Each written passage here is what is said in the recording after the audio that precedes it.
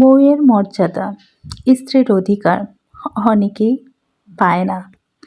বিয়ে তো অনেকেই করে, কিন্তু সত্যি কথায় আজকের সমাজে বেশিরভাগই শুধু কর্মচারী হিসেবেই রয়ে যায়।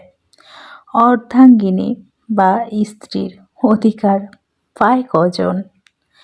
স্বামীর রোজগার অনুযায়ী আনন্দ হুল্লোড় তো দূরের কথা, অনেকে তো কেবল দুবেলা দুমুঠো খাওয়া আর লজ্জা নিবারণের মধ্যেই সীমাবদ্ধ হয়ে যায়।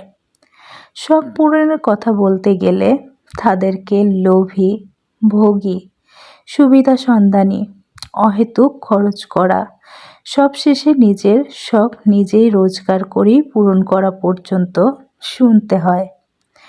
শেষের কথাটা শোনার পরে তাদের টাকার কেনা খাবারটুকু খেতে বড্ড কষ্ট হয়।